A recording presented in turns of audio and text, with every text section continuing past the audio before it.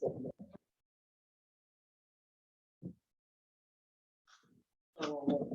started. So glad to see so many of you on Zoom, and we're almost full around the table, thanks to the Metz family and others. Very, very happy to welcome you to the third meeting of the Ed. The last 2 weeks, I know that a lot of us have been very interested in watching the coverage and hearing what's going on in Glasgow, and one could make it the glass is half empty, half full. I don't know how anybody else is it, but there's just a lot to be aware of, and we're really happy to share this with everybody. This is our project. Kelly and I do not claim ownership. We are sharing this. It's on everybody's shoulders, and people who are here on the screen, and of course the rest of the shul, and broader than that. So without further ado, I thought we'd get started by pretending we're in Glasgow. We have a YouTube.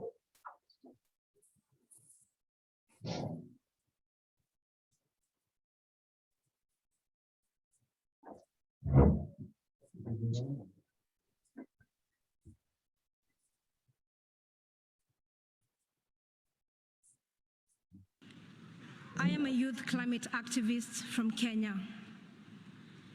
I have done a lot of soul searching about what to say here today.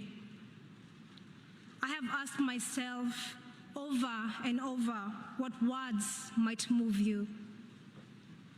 And then I realized that making my 4 minutes count does not rest solely. My truth will only land if you have the grace to fully listen. My story will only move you if you can open up your heart. I can urge you to act at the pace and scale necessary, but in the end, your will to act must come from deep within. I need to tell you what is happening in my home country. Right now, as we sit comfortably here in this conference center in Glasgow, over 2 million of my fellow Kenyans are facing climate-related starvation. In this past year, both of our rainy seasons have failed, and scientists say that it may be another 12 months before the waters return again. Meanwhile, our rivers are running dry, our harvests are failing, our storehouses stand empty, our animals and people are dying. I have seen with my own eyes 3 young children crying at the side of a dried up river after walking 12 miles with their mother to find water. Please open your hearts. This is not only happening in Kenya. Over the past few months, there have been deadly heat waves and wildfires in Algeria and devastating floods in Uganda and Nigeria. And there is more still to come. By 2025, in just 4 years' time, half of the world's population will be facing water scarcity.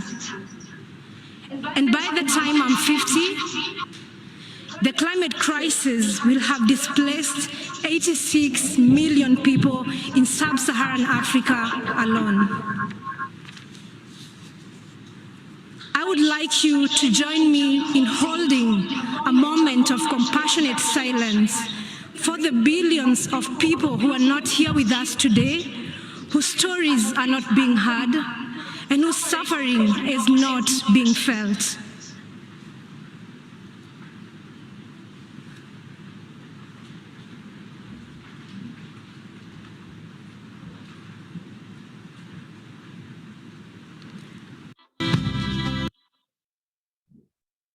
It isn't often, I neglected to say that the senior rabbi of our shul is standing in today as our tech maiden.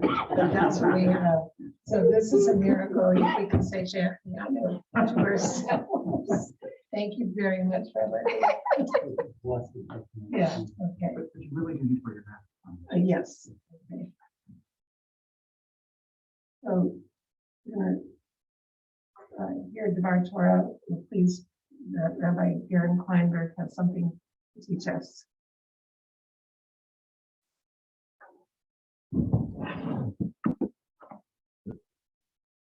Thank you, and I'm grateful to Rabbi Lewis for inviting me. And that talk kind of captures how I've been feeling this week. And I've had a week to think about this. And the question I've had on my mind is, does Judaism have something to contribute at this moment? And I'll say as of today, I'm not sure that I'm convinced to make it yet. Yes. And I'm reminded of, I got a good friend in Minneapolis who optimism is a quality of privileged white people. Who's not privileged or white. I grew up unprivileged and Jewish in London, so I also don't have optimism. And so I guess just the question for me in just a couple of minutes is you know, what might Judaism have to contribute at a time like this? I think that on the practical questions, I'm glad we got people like Phil and others who are going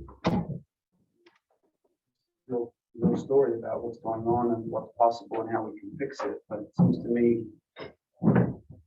that like Judaism is kind of working on a different register. I don't know if people read in the New York Times this week the interview with Yuval Noah Harari. We're speaking to a readership of the New York Times, that same privileged group of white people. He says in one of the questions, the interviewer asked, is shifting 2% of global GDP a sufficiently compelling story? And Harari wrote that, or responded, that the thing about 2% of GDP is not very impressive, but that's the whole point. It's hopeful. It's not like we have to completely change the entire economy and go live in caves.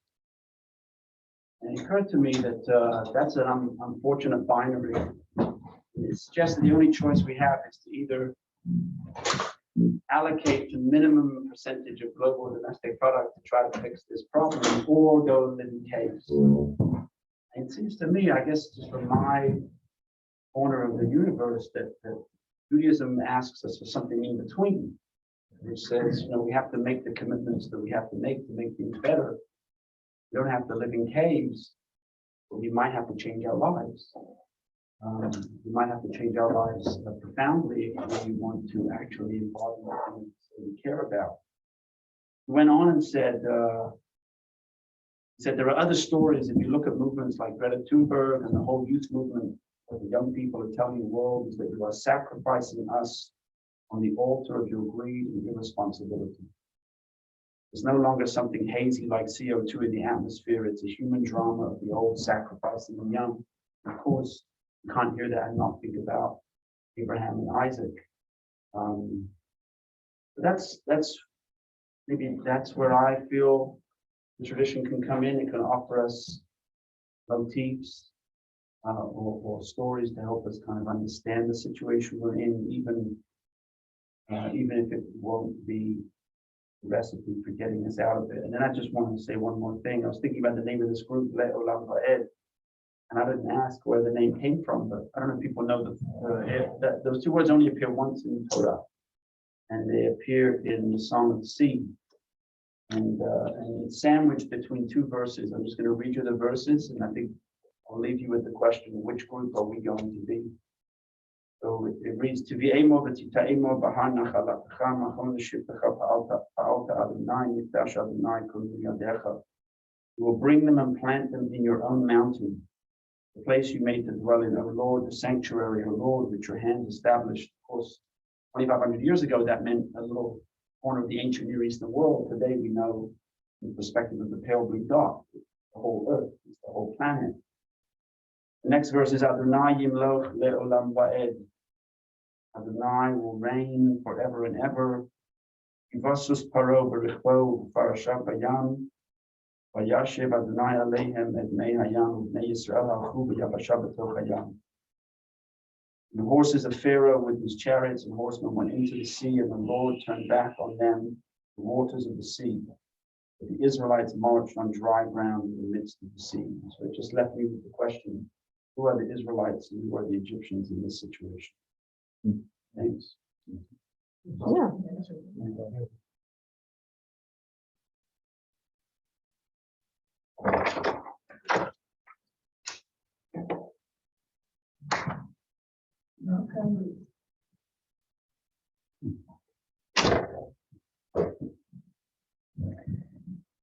Mr. Koch, it's a lot to think about. It's hard to just go back to our agenda, but that's what we're going to do. We would like to give ourselves a couple of minutes, 5 to 10 minutes, break up into small groups, and I think we'll just do 4 people, so clusters of 4. Yoni and Betsy, and then maybe Yoni, Sharon, and Elise, thank you, I'm sorry, Elise. Groups of 3 or 4, and talk amongst yourselves, as I forgot who used to say on SNL, but the questions are, what do you want to know more about? Because we've been learning, this is the 3rd time we'll be learning something, which I think is going to be new to most people in the room, that Phil is going to teach us.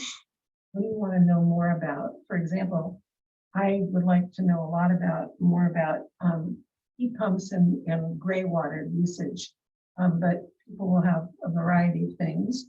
And what are you most excited about in what you're learning? And we're going to end our very short discussion with Betty.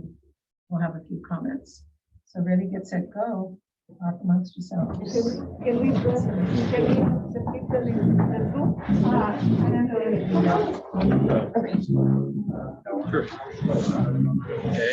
So, what do you guys, what do you want to learn? What do you want to learn more about?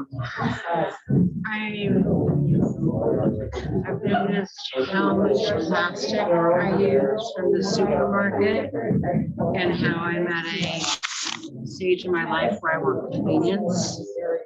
And I don't know really how to get away from it. And I would like to get away from it. I mean, I do recycle it properly, but I am inundated by the amount of, I mean, I try really hard, but it's everywhere and it's in the foods that I buy, and I don't know how to change that. Okay. And David? Well, considering that there's been a huge increase in the price of gas and people need gas, we rely on it, maybe too much in this society for automobile transportation. How do we balance? How can we minimize the use of gasoline? I love it. I love it. Phil, you're the expert amongst us, but what gets you excited? The thing I'm most interested in, I'm in this, we'll talk a bit about this organization, Biophysical Economics Institute, and it's the main idea is integrating science, putting science into economics and decision making. And so that's really what I'm most interested in, how to do research in that properly. And a lot of it is kind of to the point what you were just talking about energy, and why gas prices are going up, which I think has to do with the fact that oil is becoming harder and harder to find. In other words, Well, I also think it's the release of COVID that people now trapped. Yeah. Yeah, and but there's a lot, there's that, kind of 1 year scale problem, Yeah. COVID, but Right. there's a long-term problem for 100 years or more. The amount of oil it takes to get oil out of the ground has gone up. So more and more of the oil we take out of the ground is being used to get oil out of the ground, which, just long-term makes a price go So up. I also have a personal dilemma where I haven't seen my grandchildren or my daughter in over 2 years. And the carbon footprint that I'll be making when I go to Israel, how do I justify that? So I like everything you guys said. The thing I'm very I have a lot of intent to do is to further electrify my house. I said in an email that was going around, I said, Al Gore has done a lot for me. After his first movie, I ordered my Prius. After his second movie, I ordered my solar panels. Still waiting on his third movie, but I clearly have a need to further electrify my house because my house is 23 years old and it's not as electric as it needs to be. So that's front and center.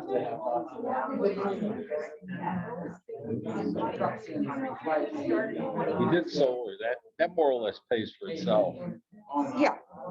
except obviously you gotta come up with the money. Well, I'm still paying off my loan, but it should be paid off in a few years, so it's fine. Yeah. And I'm on my second Prius, which thankfully is prime, so I load up on gas maybe once every 2 to 3 months, so I mean, it's not quite EV, but it's the first 26 miles every day is electric. Yeah. So, and it's only on weekends when I sometimes have to go into my gas. Our son has one of those too. They put, I think, like 1 tank of gas in like 1,000 miles. Or Yeah. 1,500 miles. Yeah, but I mean, my next car will be an EV, but this is my second Prius and it's only 3 years old, or almost 4 years old now. So I got a ways to go before I can replace it. So I think second question is, what are you most excited about? Well, I'm most excited about the kids.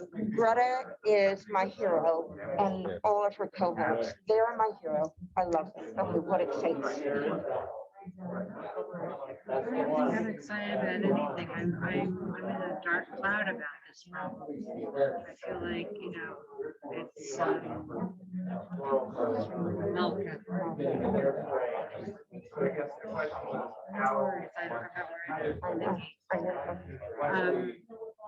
I'm in a dark place about it. It feels so overwhelming, and I'm so used to my conveniences, and I can only what can I do? I'd rather not be sad. I'd rather get over my sadness about the state of affairs. I mean, my personal life is not affected, but I know that fishermen, people are going to be flooded out. Icebergs melting. I know that there are going to be tsunamis. I know that there's going to be more heat. I know that there's going to be, and these are the things that I'm worried about. And it's pretty daily level. But my personal life, except changing some of my habits. I think I'm excited about the willingness of different nations to come together, even though it may be too good to be true. But for example, as we all know that they're going to have a virtual conference between Biden and the president of China. Right. Oh, I know. Right. But it's a sign of something that I like to lean toward the light as opposed to, you know, 'cause there is a dark, of course. There isn't that, but there is a willing, I think there is a willingness to talk. And that can only be good. I mean, even Russia, for example, told the president of Belarus, you know, what is this with turning off the oil supply to Europe? I mean, if Putin can do that, there's hope. So I'm excited by possibilities of nations combining. Well, he sold the gas, right? So Right.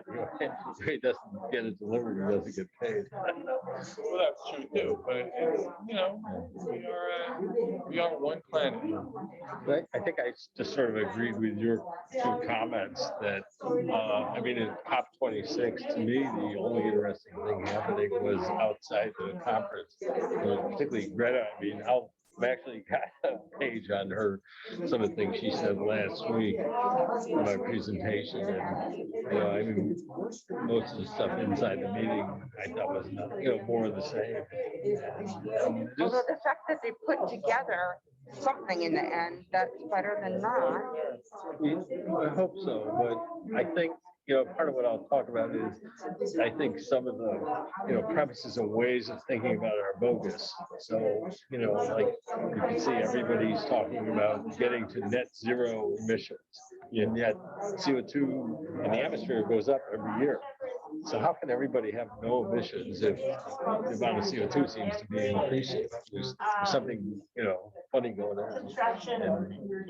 But I'm sort of excited about, I think there are possibilities for getting, you know, the economics right. And that's the thing I've most been focused on. I think the economics leads us down the wrong path, and getting that right, I'm excited about it. But it's a really, really hard problem. Well, I think the interesting thing is that I think COVID has had an effect on it in terms of people, the world coalescing together because of the severe aspects, the effects of that pandemic has had. And it just shows that you can't just stay in your little corner. Right, it really highlighted that You're getting one planet.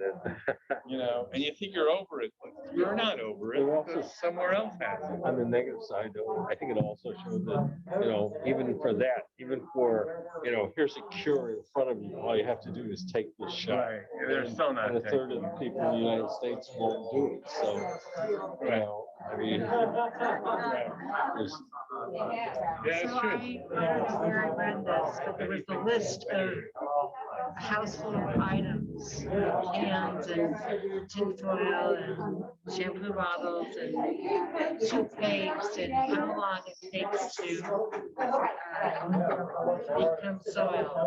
And the one that stood out for me was a can. And it takes 500 years for a can to disintegrate. No. That's what it said. I don't know how to read it. Are you ready? Hi, guys. So, you know, at all of our meetings, we talk about. You did put everybody in breakout rooms, so they're still closing. So the Oh, breakout so rooms sorry. will close in about 30 seconds. So sorry. It's up, you can go ahead, but just so you know. A few people. You're gonna be almost time. Some of them, they're dribbling, they'll close them in about another 30 seconds. or so. Put the Jeopardy music on.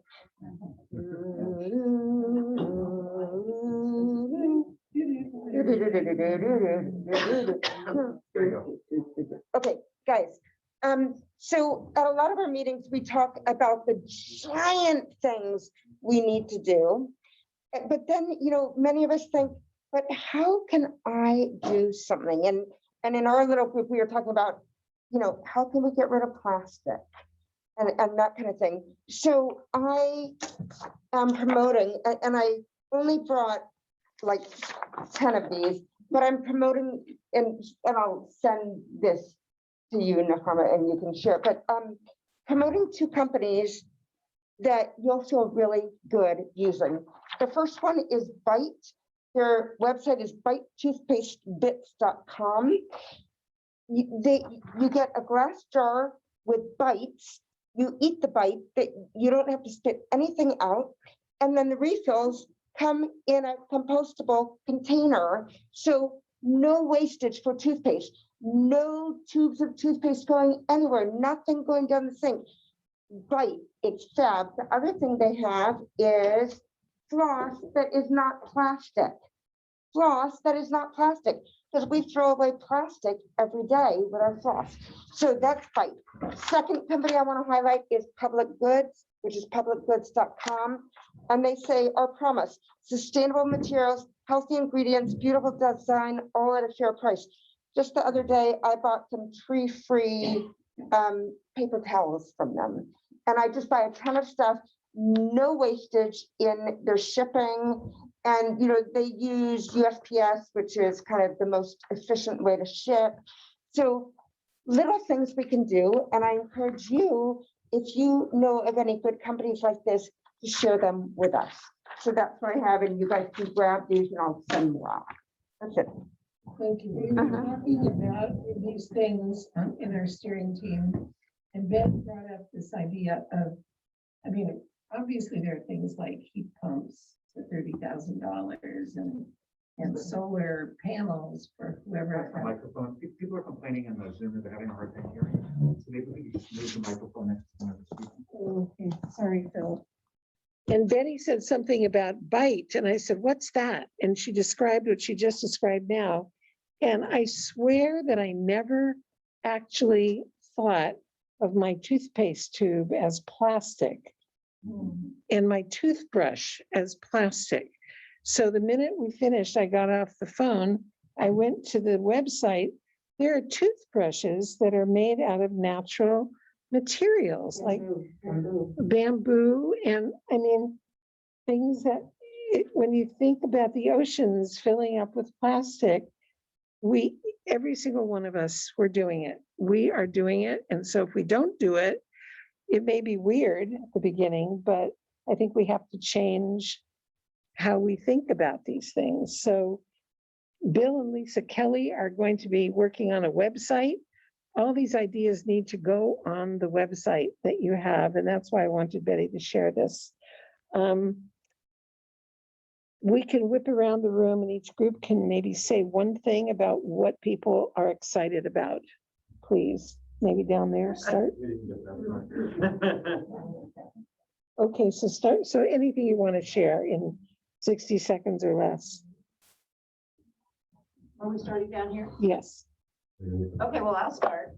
My suggestion was that I would like to know more about who to support or vote for or not locally, and in the Senate and the House and all that, that is actually positive about supporting climate change. That might not be the only reason why you vote for someone, but it's getting to be bigger and bigger. And even local politics, I would like to know more who those people are that I could spend more time rallying behind. Okay, thank you. Next.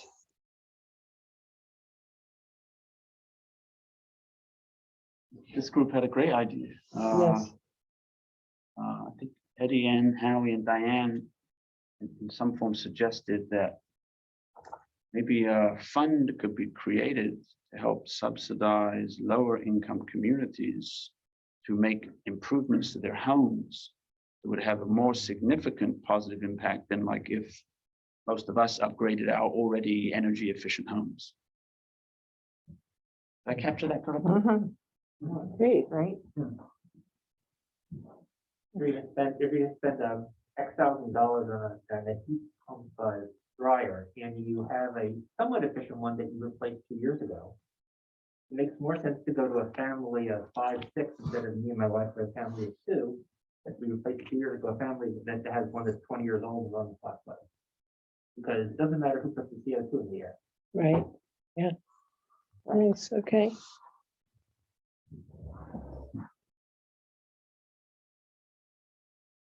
Any others? Suggestions? What do you want to know? I kind of set the tone. So again, can you pass the mic around? They can't hear on Zoom. Basically, what I wanted to know is how we can get our politicians to really and I mean national leaders, prime ministers, presidents, to really take this seriously, because what I'm seeing out of Glasgow is maybe 5% of what we need to be doing and not 100% of what we need to be doing. And it's even, every positive step is good, but we don't have enough time for baby steps. And I'm seeing baby steps. So that's basically what we spent our time talking about, was how we could possibly, at an international level, get a sense of urgency. We also spoke about the root cause to what's going on. That I think it's the greediness and the selfishness, and how can we, uplift ourselves and be, be more compassionate, be more, united. Empathy. Thank you. Astrid.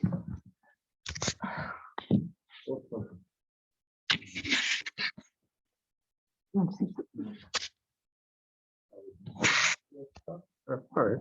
I think one thing we talked about that perhaps we were most excited about was the youth, that taking initiative. And I think we really actually had sort of a dichotomy between that as, on the optimistic side versus just sort of a dark cloud, that this just seems such an overwhelming problem, and how to deal with it. But with the youth as being the hope that we can. Okay, thank you.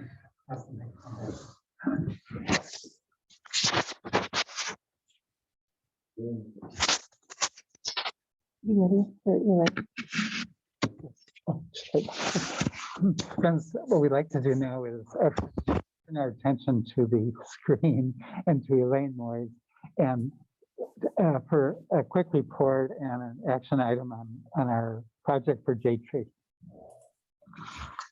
Okay. Okay. So for people who don't know, we talked about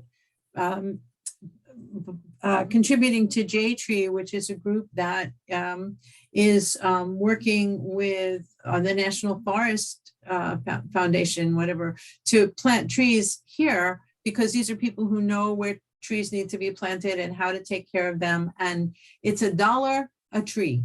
So I'm going to share my screen.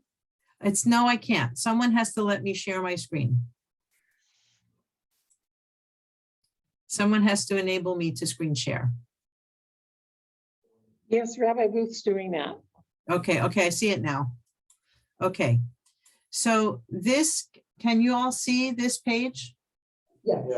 That has trees on it? Okay, so this is J-Tree, and I will take this URL and put it in the chat in a minute, if I can figure out how to do that while I'm sharing my screen. I may need to do that afterwards.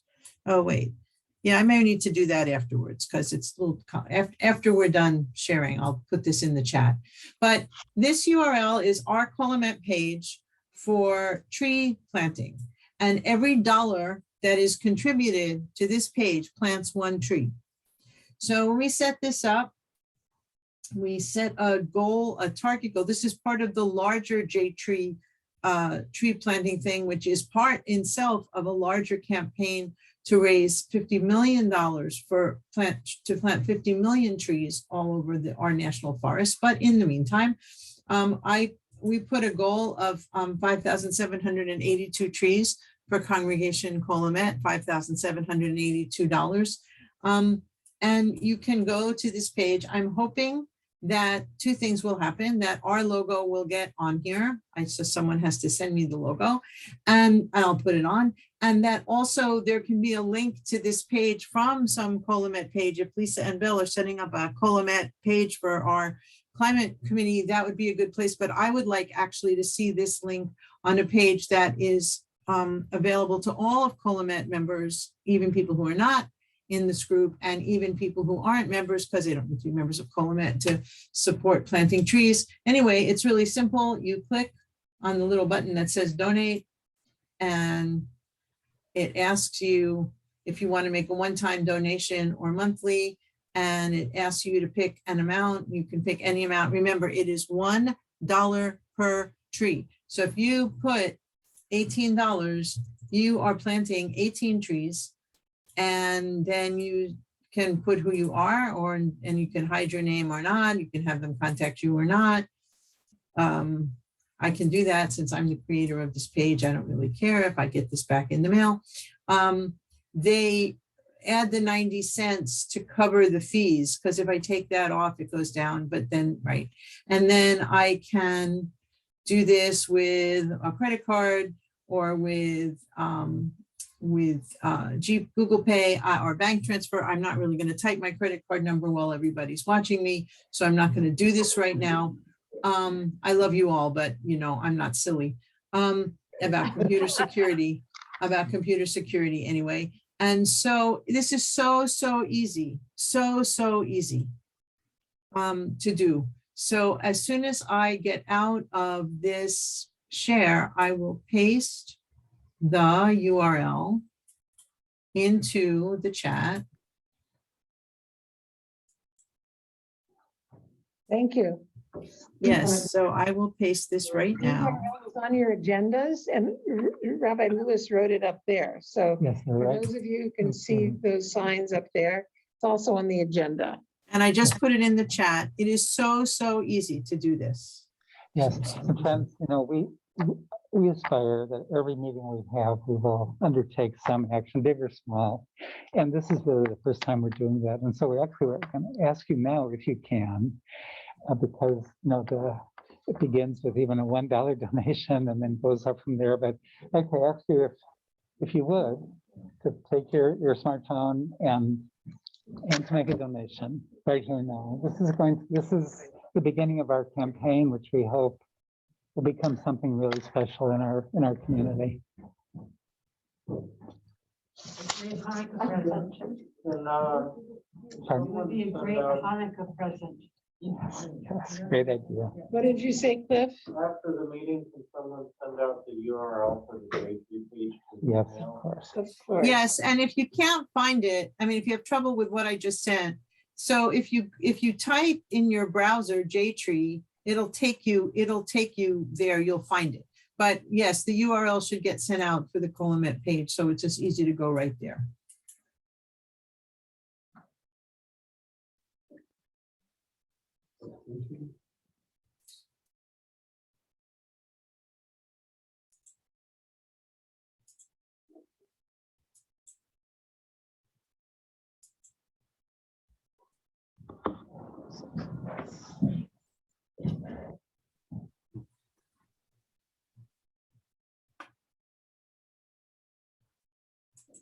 If the URL takes you to the overall project, then simply this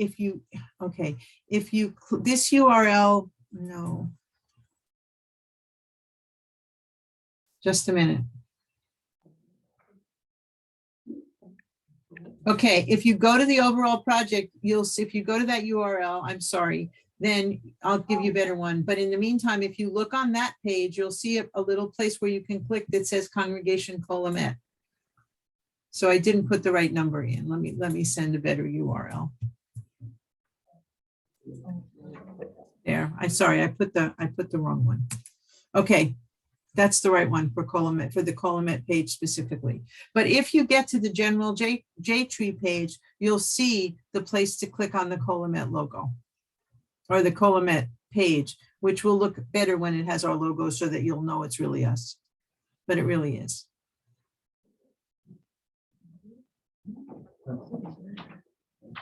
I just sent the corrected URL. Has anybody else had success yet? Yes. Yes, great. Actually, I'm going to pick up the Wi-Fi from the show. What's the question? Can we automatically connect with the Wi-Fi from the show? No, you have to put the password in. So There is a guest network. I can give people the password. If you go to. It's written in the corner of the. Oh, yes, so just the password is Cole testing 1, 2, 3. Exclamation. Capital K, capital T. That's capital K. Capital T.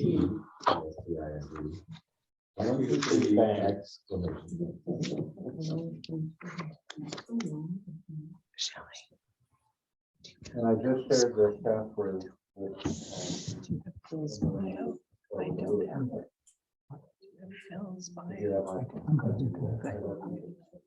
I think we should do that. Should we go ahead? If it doesn't work now, we know you'll try it afterwards. It didn't work for me, but I'm Yes. retarded that way. I think we're using up a lot of bandwidth on it. Okay. Uh-huh. So we will make sure you all have the URL. And we want to really proceed with the key part and the part I know, which, for which all of you came and all of you at home came too. So let me say a couple words introducing Phil. You know, one thing that amazes me is how one can sit next to somebody literally and figuratively for decades and really not know exactly what they do. And I'm afraid that's, for me, this is my view, Dewey. This is in the case with Phil. I've known him for decades and his dear family, and they've been constant supporters and active supporters of our community and our congregation. But last year, we were working in the election cycle, and we were actually on our way to Tracy, or on our way back from Tracy.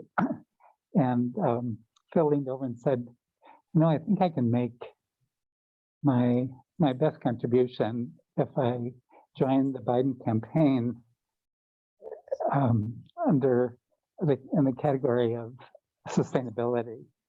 And so we did join the Clean Energy for Biden and played a role in that whole set of events.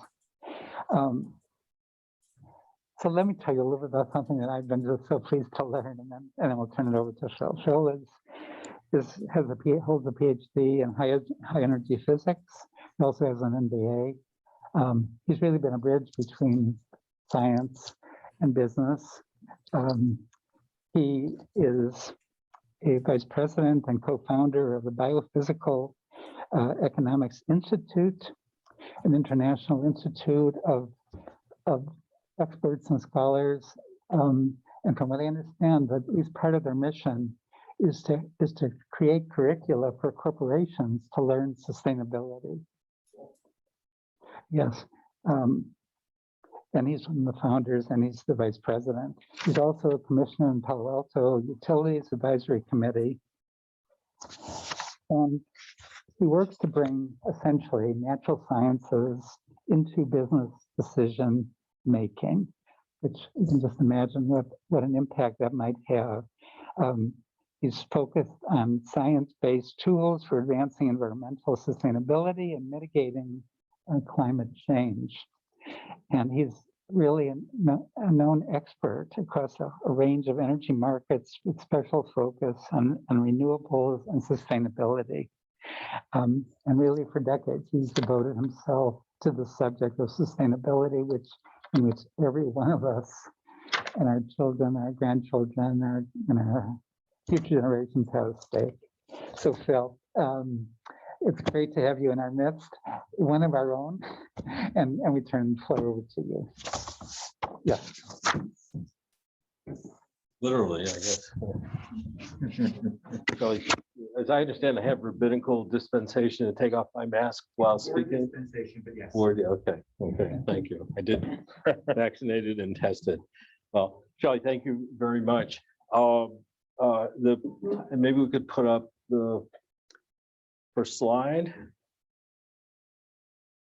As Shelley said, the organization we started, and I urge you to take a look at it, Biophysical Economics Institute is geared to bringing natural sciences into economics and decision-making, particularly for companies. And I think, as you'll see in the discussion today, that isn't happening now. And I think it's a big factor in some of the problems that everyone here has surfaced in our discussion.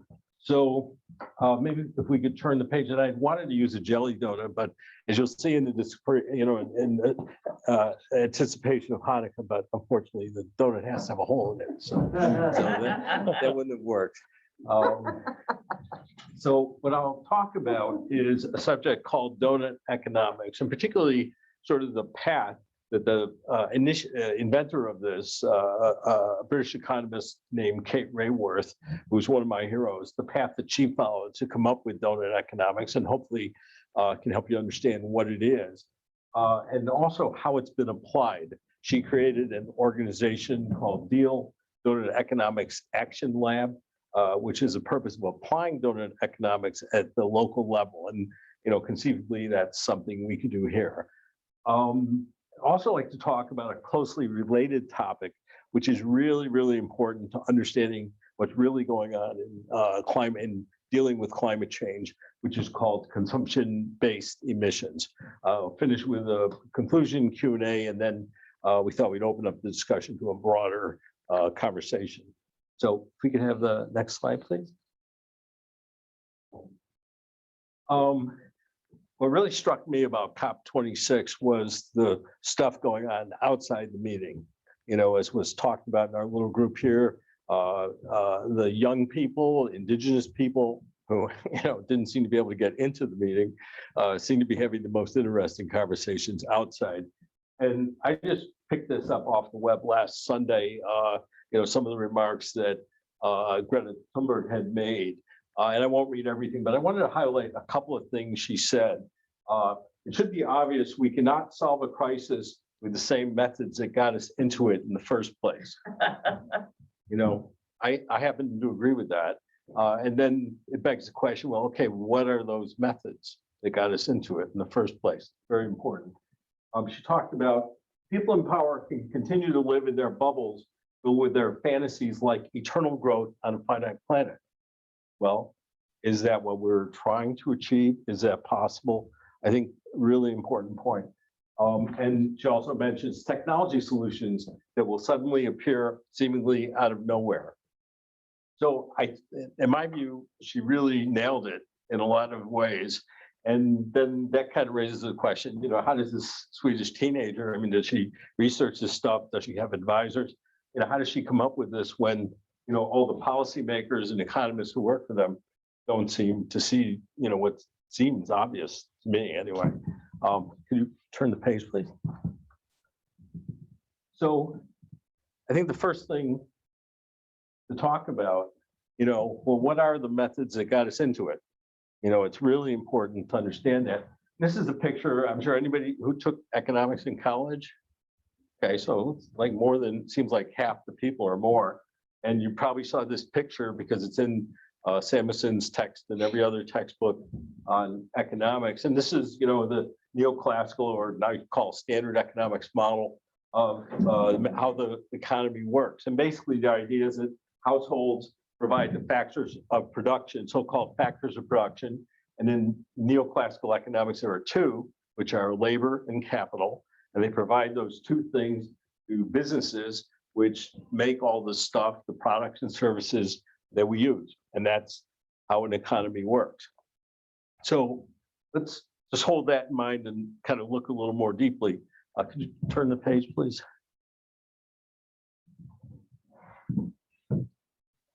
Very good. So let's talk about also, well, what is the goal of standard economics? And, I think there's pretty good data. You see every day that the goal is to grow GDP. GDP, if you didn't work in those economics courses, is the total, value of all the stuff, all the finished goods and services that our economy produces. And I just grabbed these headlines. I guess it's a little hard to read in here, but these were just on Google News. If you Google GDP, the picture won't be pretty for third quarter economic growth. US GDP growth, weak report. Indonesia's Q3 GDP growth slows more than expected. US posts weakest GDP growth. So, I think you get the picture that the focus of economic discussions is sort of by axiom about GDP growth. Everyone across the political spectrum and, in the news, in the media, just accepts the idea that if there's an important question about economics, it's how is GDP growth during this quarter? So if we could advance the slide, please. I'm going to skip this one when we go to the next one.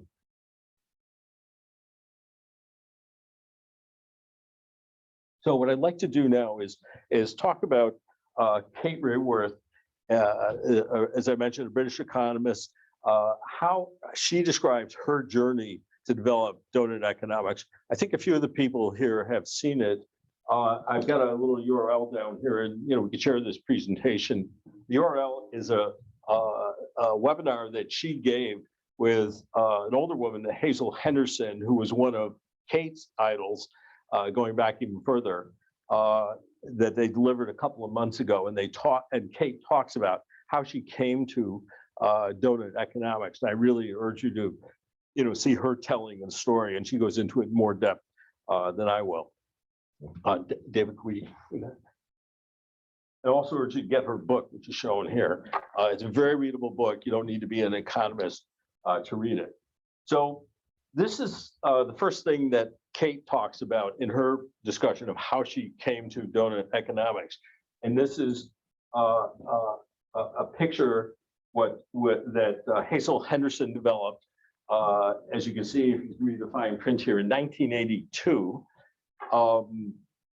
And she calls this layer cake with icing.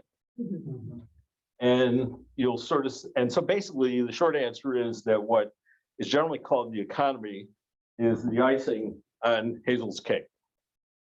And basically if you look at this, you see that the so-called monetized part of the economy is the stuff on top, the private sector, the public sector, which means government at all levels, and also so-called underground economy, which means, the electrician who comes over, does some work for cash.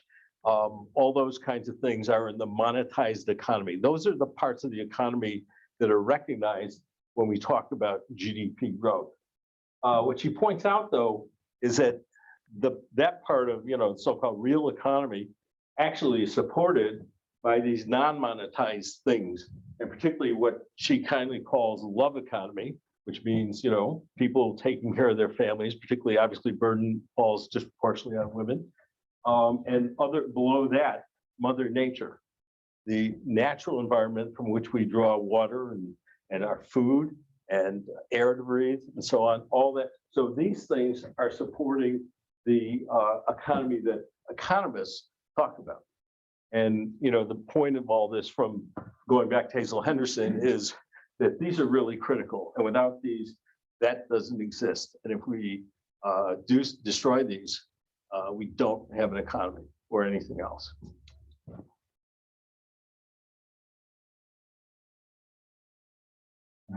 Yeah, please.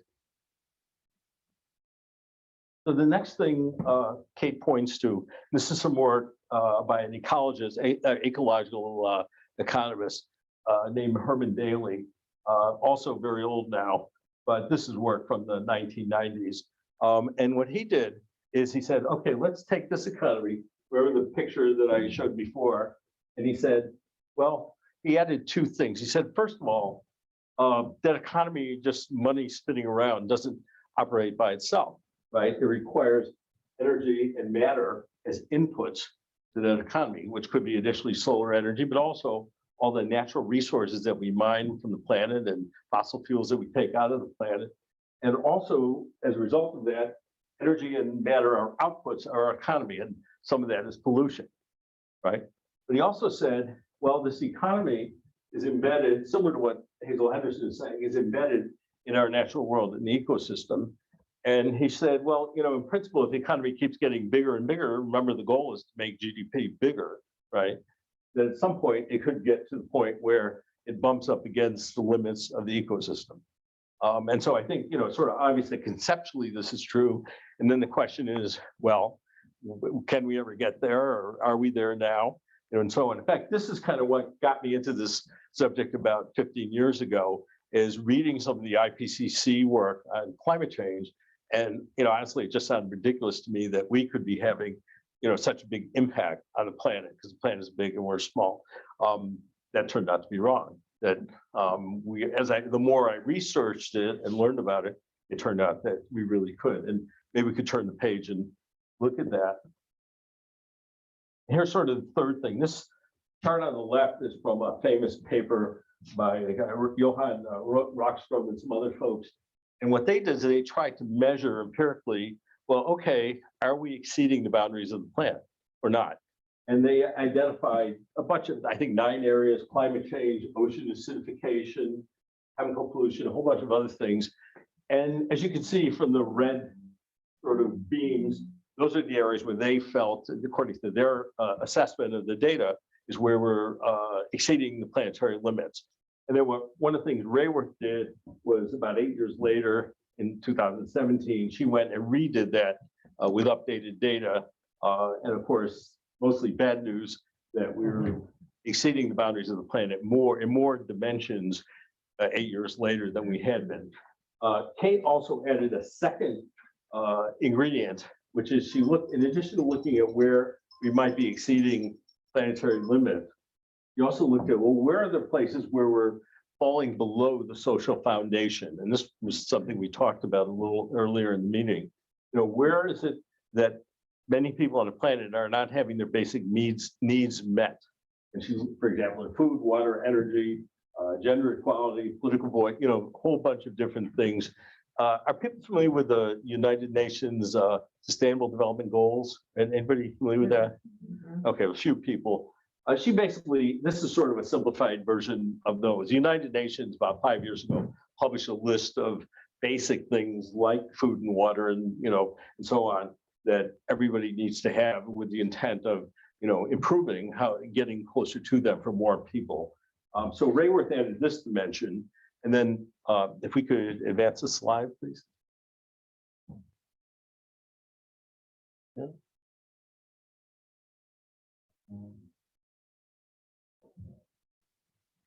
And then she sort of pulled all these ingredients together, you know, the layer cake with the hidden economy, which actually supports everything, where we're going over, and Daly's idea, and, you know, also shortfalls for some people. And if we could turn the page again. And from that, synthesize the idea of donut economics, that the goal of economics should be not to, you know, infinitely increase GDP, but rather to stay within what she called the safe and just space for humanity, meaning that we're within what the planet can support. And, you know, if we go beyond what the planet can support, as unfortunately we're finding, bad things happen to the ecosystems on which we depend, and also staying above the social foundation for so many people where there are shortfalls. So that's the basic idea of donut economics. She also has, like, I think it's 7 specific actions to take. So I thought I would share 2 of those. Maybe we just start with the first one. The first one was change the goal. You know, as I mentioned before, change the goal from GDP growth to staying within the donut. And that's why the donut has to have a hole, so we can help address the shortfalls. Can we turn the page again? Second one she addresses is see the big picture, another action you can take. So in other words, instead of pretending that the economy is a flow of money that kind of chases itself, that actually the economy, which is broader than households and firms, first of all, includes the public. It also includes commons, right? It includes what's called common pool resources, meaning the air we breathe, the oceans, the water we drink, and so on, that really everybody shares. But all those things are embedded within our society, and all those things depend on energy and matter coming in, and we create waste heat and waste matter going out. So everything depends upon our, you know, being able to stay within the biosphere. So, you know, seeing this picture and understanding this picture. So when, you know, there's discussion that, well, you know, we just don't have the money to address this stuff. Remember this picture, that can we afford not to?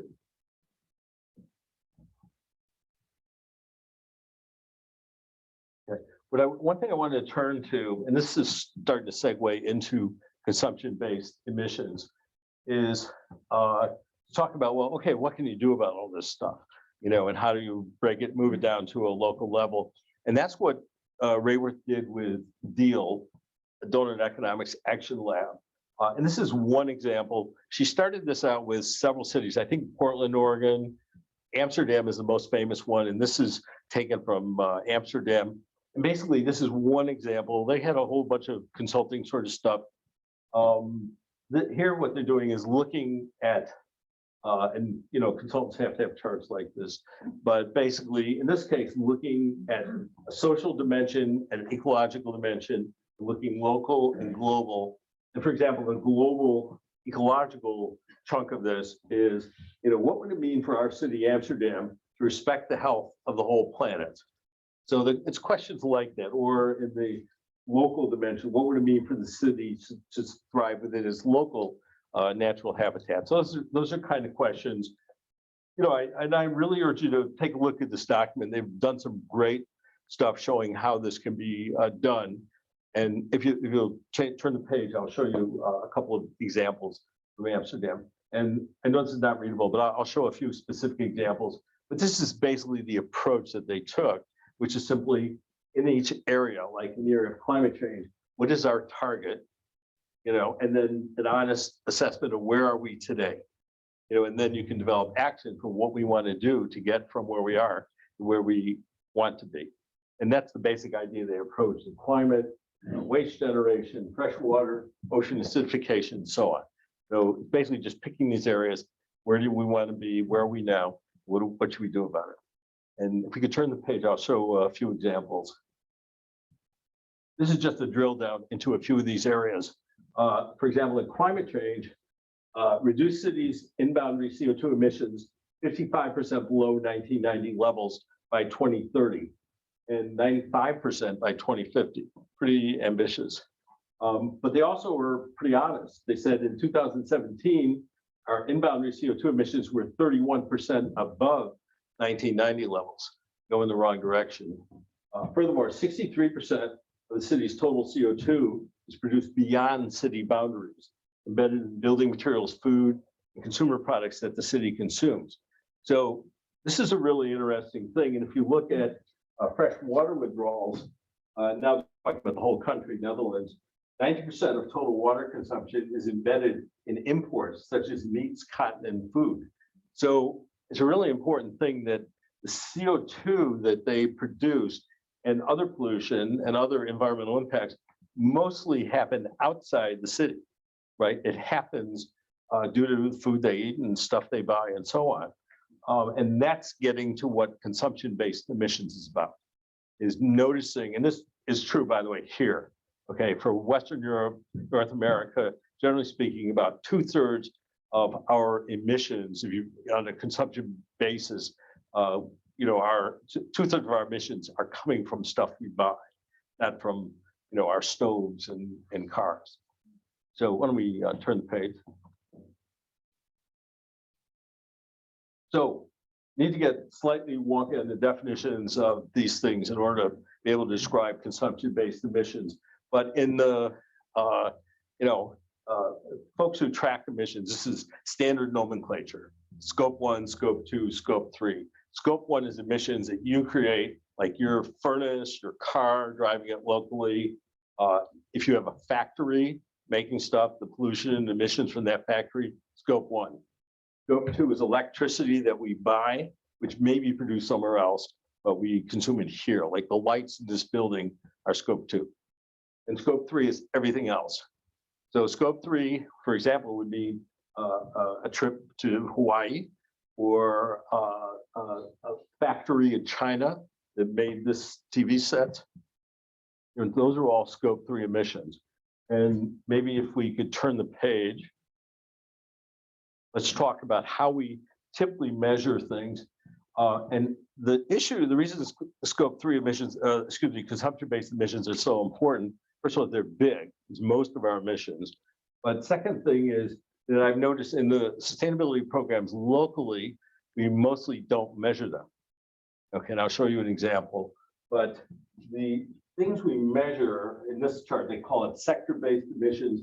Usually people call it production-based emissions. So those are all the emissions that happen here in our cars, our furnaces, all that sort of thing, electricity we use, and manufacturing. The only thing is we don't manufacture here.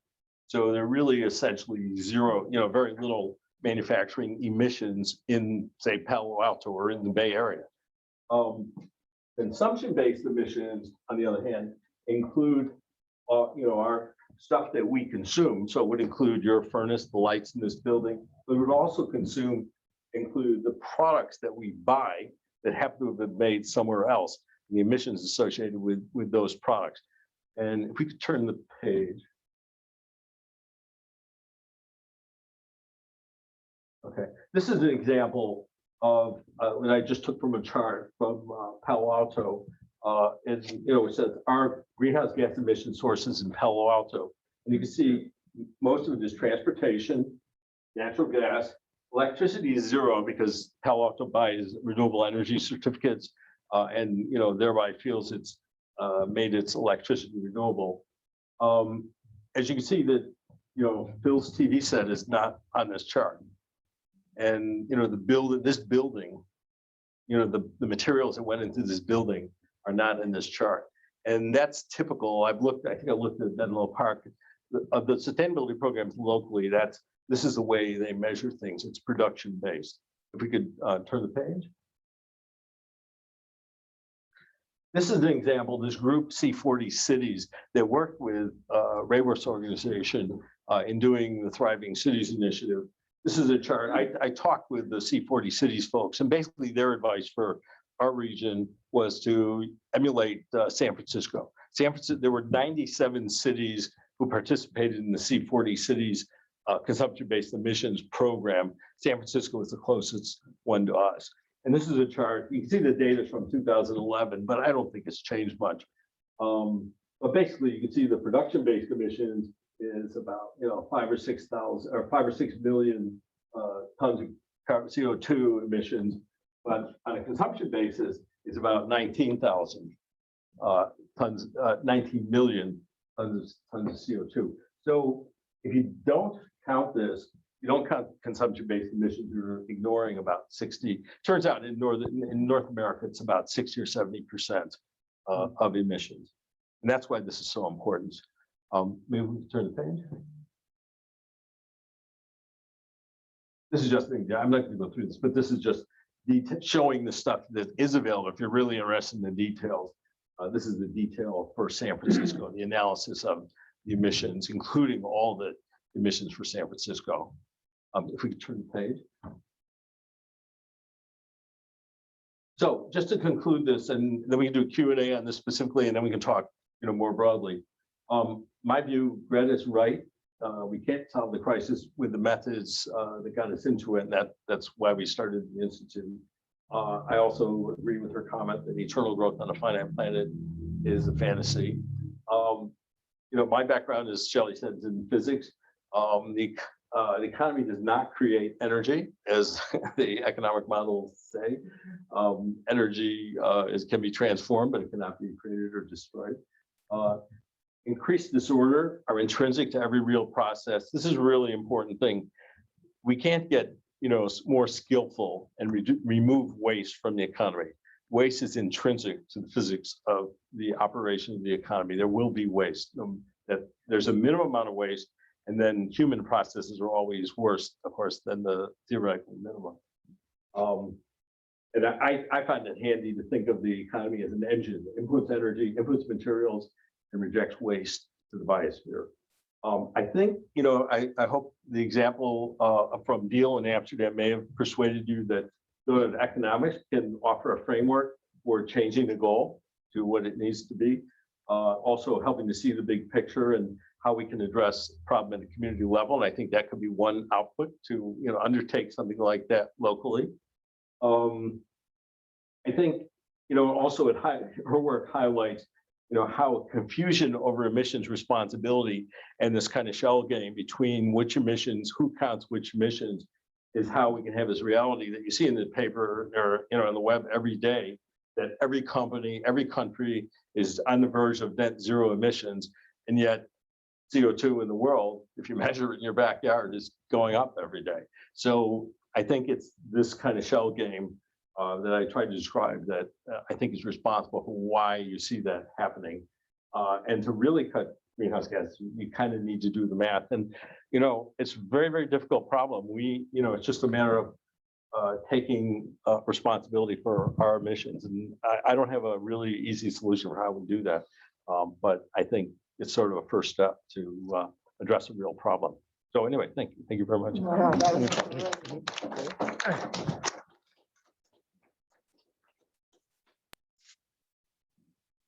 Oh, so let's do questions and answer, right? It seems like the most revolutionary. Do you want to bring the mic? The most revolutionary. The whole thing that you presented is changing the goal, which was kind of what Rena said half an hour ago about how did we get here, or what Greta said. It's a psychological change. It's saying that the old model, we've come up against what the planet can provide. That the greed, it's not sustainable anymore. Right? That's a huge leap for people. I mean, I would bet that in business, not even 1% of the big corporations would subscribe to that. Right. So I'm left with this. It all makes sense. The natural resources of the layer cake, and then the love economy of the layer cake provide for the rest.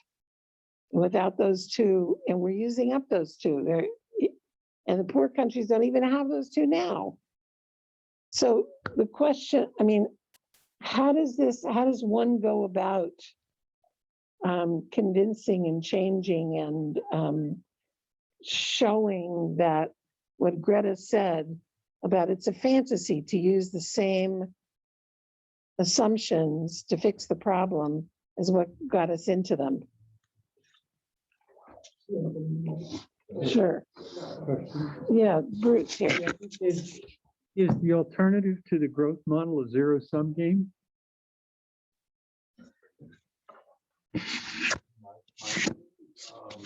Well, I mean, just on first glance, if you're not going to keep growing, then it becomes, there's a finite amount of stuff and it's zero sum. So if somebody's going to get more, somebody else has to get less. I think if you look at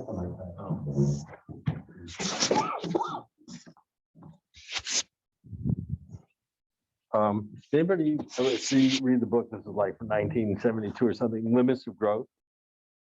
No, it's kind of famous book that was really hammered by economists because they did some modeling and they didn't claim that they had the timelines right, but basically they asked that kind of question quantitatively. It was a bunch of MIT guys who were used to modeling, networks of interlocking things.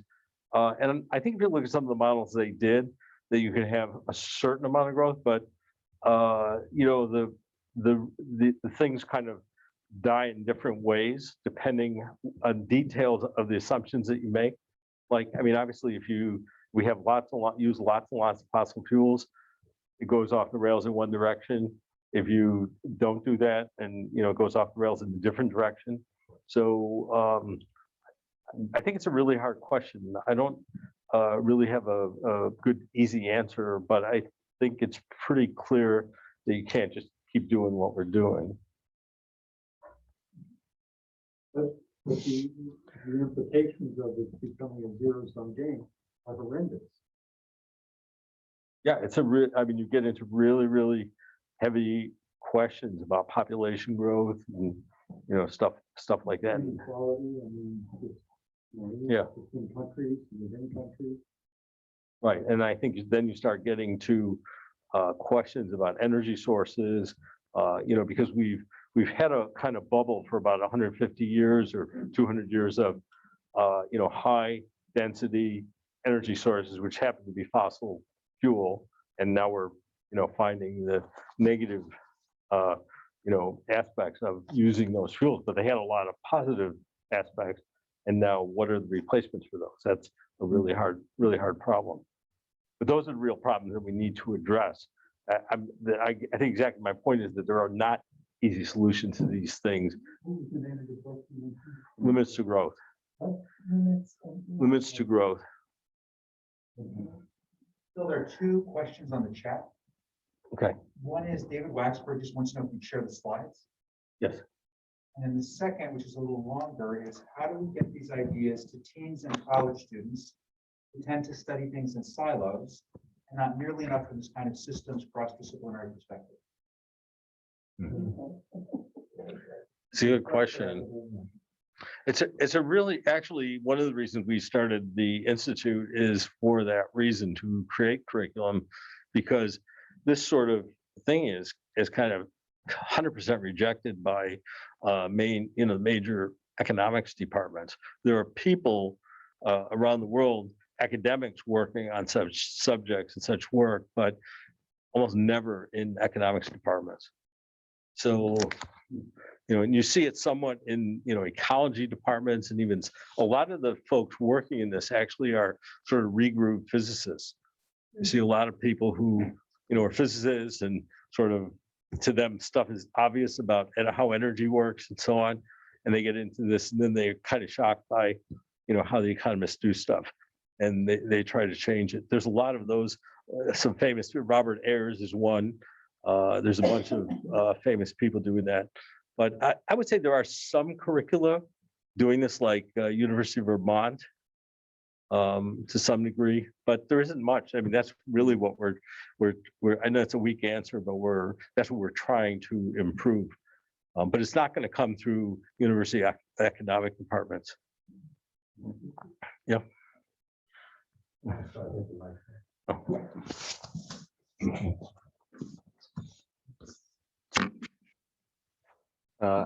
As someone who did receive an economics degree in the Second City, I can absolutely say that much of what you've talked about was never discussed in any of my courses, but certainly, for example, when I took an environmental economics course, carbon tax absolutely jumps right out. That's not like economists.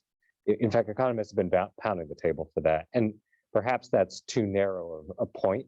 Perhaps that's merely one aspect of a much broader thing that you're getting at with ocean acidification and so forth. But I guess I wanted to ask a broader question, which is the framework that you posited. It sounds like sort of, to me, perhaps a slight straw man, that the goal of modern economics, and maybe you disagree with this premise, that the goal of modern economics is to continually grow GDP. I guess my question would be to continually grow gross domestic product, right? I think that was what you posited, that's what classical economics is all about. That's what the Fed is all about. That's what all the newspapers are all about, et cetera. And I don't think that that's a crazy statement by any means. I guess my question is, my initial thought was that economics stands for ultimately liberalism. That is the idea that to maximize choices and abilities of people to do what they want to do without harming other people. Now, maybe you would disagree with my characterization, but certainly, I mean, just reading The Economist a lot, I think that's a very common theme in what they talk about. So I guess my question is do you agree or disagree? And is what you've been talking about versus sort of thinking about liberalism as the goal, are those incompatible?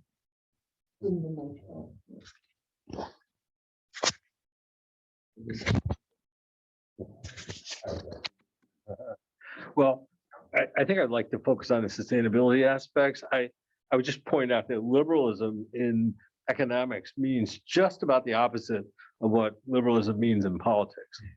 Okay, liberalism in economics and that's why in certain countries, the so-called liberal party is actually a very right-wing party. But in economics, liberalism means you can do whatever you want, which means that rich people are free to do what they want and poor people are free to do what they want too. But guess what happens? And so that maybe is part of the crisis, that so-called liberalism is really about people doing whatever, plundering the earth, are free to plunder the earth in any way they want. So I just want to be clear what liberalism means in that context. Yeah. Quick question, is Santa Fe Institute doing any work in this area? I don't know. I've read a lot of their work, but Because it seems to me. I haven't seen anybody, their stuff is on chaos theory and complexity and so on, but I haven't seen anything specifically on Okay, this. this would be right up your alley. Cliff and then Rena.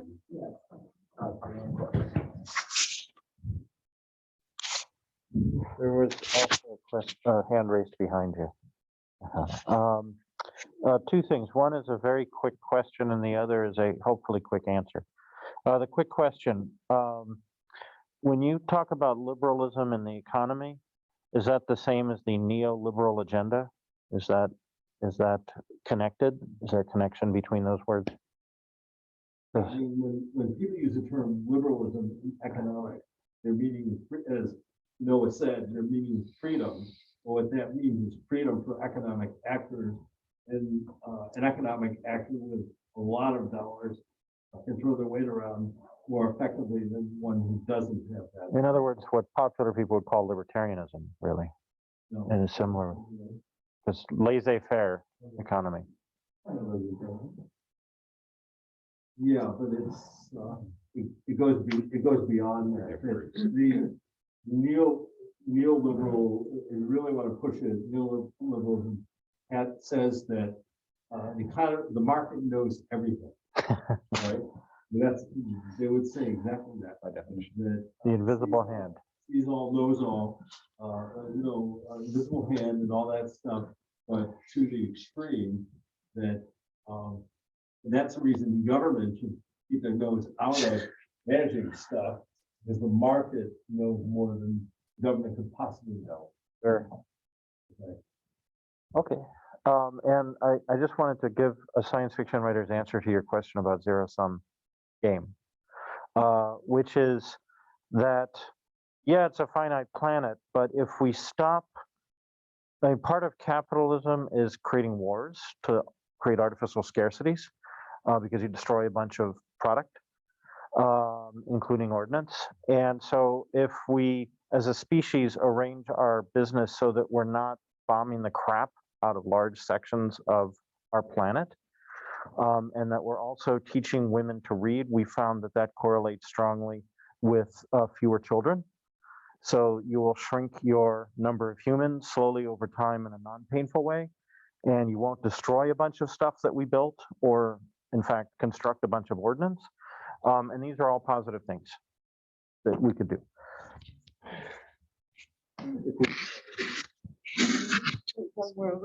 Oh, sorry, I forgot to give it to you. You're right here. Thank you, Phil. I wonder where is the term circle economic fits into your model? No, like in circle economics, which we supposed, which we supposed to recycle our waste and not to waste, to reject it. If you can also explain more about this circle economics. Yeah, circular economy, there's the Ellen MacArthur Foundation has been really helping, and it's mostly aimed at big businesses with the idea that businesses can recycle more, much more, and they help them to do that. And that has, benefits for the ecosystem as well as benefits for the companies, because, any diesel that you don't burn, you don't pay for, right? So I think it's a fine idea. I think it comes back to the zero sum question, which is a really, really hard question, which is, gets you to, there's no easy answers, but you can't through, beyond circular economy more broadly by efficiency, right? By, making your home better insulated and, using more miles per gallon or whatever for your car, you can be more efficient and therefore use less, have the same standard of living with less stuff, with a lower amount of energy going into it. So that's possible. The only negative thing there, so I think it is possible within a zero sum to do better. The problem with that, and maybe there's, that's what limits the growth gets to, whether there might be a soft landing, like somebody was just talking about.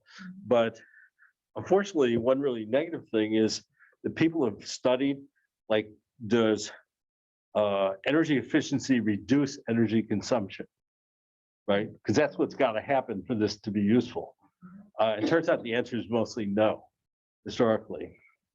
Usually when there's energy efficiency, we end up using more energy, and there's a what they call rebound effect.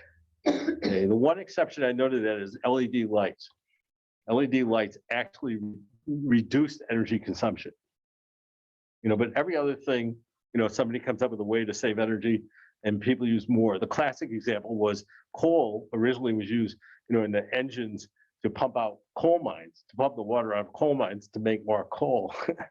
And, coming up with those engines instead of people with picks and shovels, exponentially increased production of coal. It didn't reduce it, but entire history has been in that direction. So, it's hard to be like really optimistic. Yeah.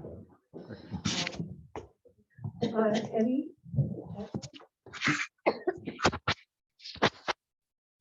Fascinating discussion. I don't know much about economics, so I really appreciated the overview. So GDP is a performance measure. It helps you, it's easy to understand, it's accessible, you can point to it, and you can use it to compare how a country is doing either in different political regimes or one against the other. So it's very handy as a performance measure. Your donut economics is a concept, it's a theory. Have they translated it or boiled it down to a measure, a performance measure?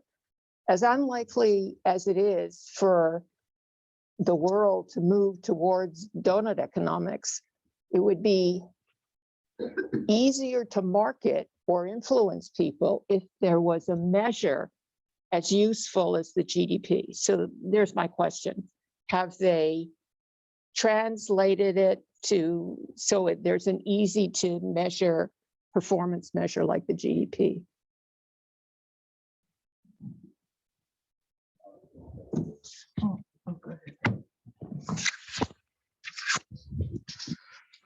I think,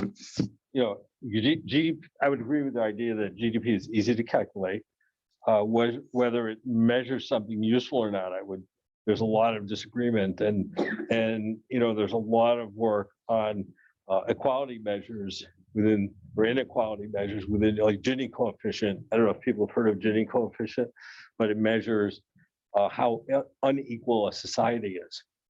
And there are other standards that people have developed to measure quality of life in a society, and they're relatively quantitative.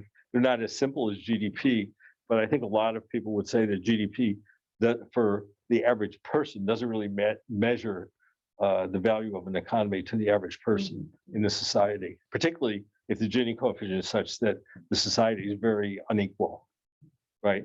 I mean, we have this today in the US. I mean, over the last several decades in the US, where a tiny, tiny fraction of the population has amassed incredible amounts of wealth, and half the population has amassed nothing. So GDP has been going up all that time. So I think where most people would say that GDP hasn't been a very good indicator for them of the value of the economy to them.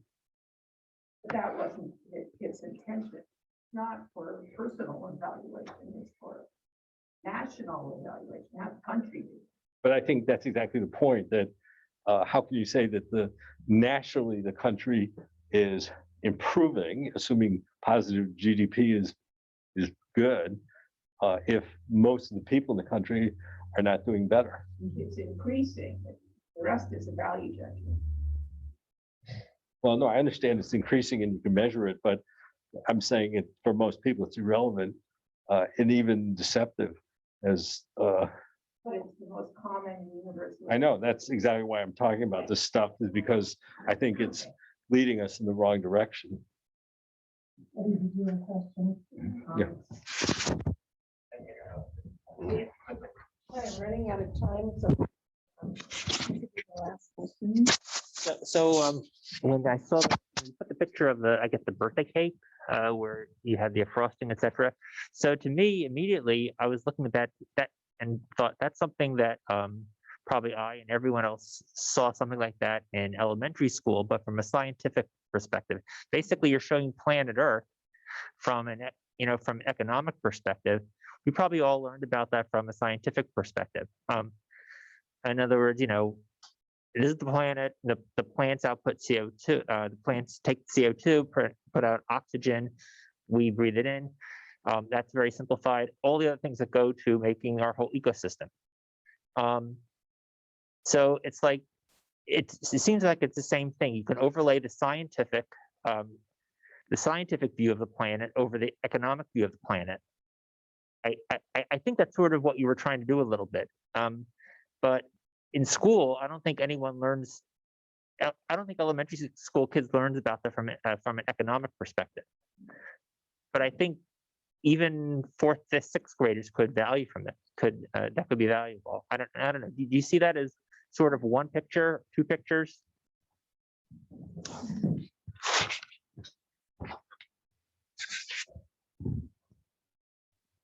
I see it as one, and I think that's the main point of the whole discussion, that the economy cannot be treated as this sort of exchange of money that takes place sort of abstractly independent of things going on the planet. It's the whole point is an integral part of stuff that's going on in the planet. If you don't treat it that way, you get the answer that we have now, which is we can't afford to deal with these climate change problems, right?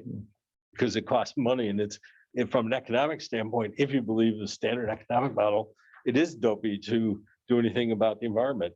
But if you take a half step back to what you said, a 6th grader can see that if we don't fix the planet, that we're in big trouble. Okay. Sharon, she's the last person.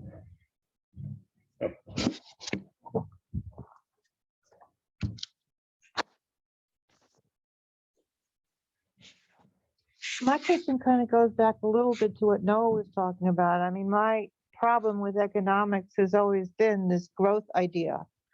And so according to this economic theory, like you read in Samuelson and stuff, if you have some small store, a mom and pop store, and it's doing well and people are getting a good income from it. But according to this theory, if it's not growing and you're not getting, extra stores out of it, then it's got to fail. Which always bothered me a lot. I mean, I'm glad you're talking about other models that might not benefit from that. But I'm also thinking more, on the micro scale of, like you were talking about, how our carbon footprint has to do with more than just, my driving my car, but it also has to do with the shoes I bought that were made somewhere else. And so using that as an example, like, how do I reduce my carbon footprint? Or, if anybody has ideas about how we can do that.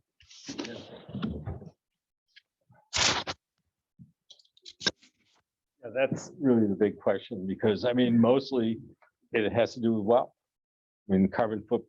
It's not some parts of the economy are more energy intensive, more carbon intensive than others. But if you had to pick a surrogate, if you just look at how much money you spend, that's probably proportional to your carbon footprint. Like you say. But I have So, to have shoes. so I think, yeah, I think the first thing is just noticing that, okay, this is the emissions that I'm responsible for.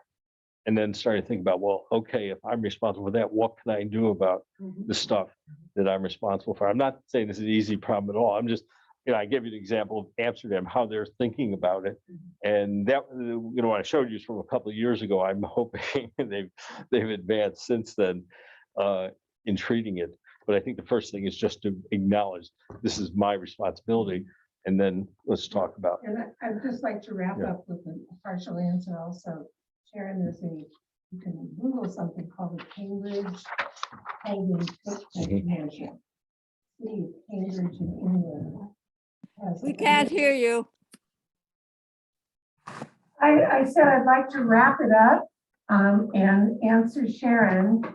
The city of Cambridge in England devised a measurement survey where you can put in everything that you expend, and they will tell you what your carbon footprint is. what your emissions. Yeah, I'm not sure what the URL is, but if you look around, you'll find it. The person who told me about it is Karen Kronik, and that leads me to the end of today's meeting. Thank you to Rabbi Booth and to Phil and to all of you who came. Usually we give you another date. What we're working on right now for the December meeting, just so we're transparent, is working with Eitz Chaim and Spark Church and Congregation Beth Am in having an eyewitness report on COP26 by two people who were there, Reverend Daniel Parrish and Josh Becker, who's a state senator and member of Beth Am. So if this, we wish that we could do it in conjunction with Hanukkah, but Hanukkah is so early. Well, it's not early, but probably won't happen until the middle of December. If they cannot do it, then we will do something else. And of course, we'll have a January meeting, and it might be on something like measuring carbon. Phil thought that maybe today we would begin to make some tentative conclusions about where we're going as a congregation, as a committee of the shul, and getting more people involved and having a project besides the Jade Tree project, that's the one thing. Rena has also volunteered to present on the Arctic, and Diane and Bruce have somebody that they thought would make a good presenter. So I think we're a little too early to come to conclusions about what we should be doing, the 2 or 3 other things we should be doing. But I appreciate everybody's input, because that's the way we'll make the decisions together by consensus. So. Just one little housekeeping thing. I know that most of you are already on our list or to hear, in addition to the show's announcements, but just directed to each of you. If you don't receive those yet and you aren't on our list, please approach me in a comment. Let us know. We're most happy to make sure you receive all of our communication. And you guys, please feel free to take one of these on your way out about these 2 funny companies to play with, right? But this is Ben Neiman, and that's well, I only brought 10 copies.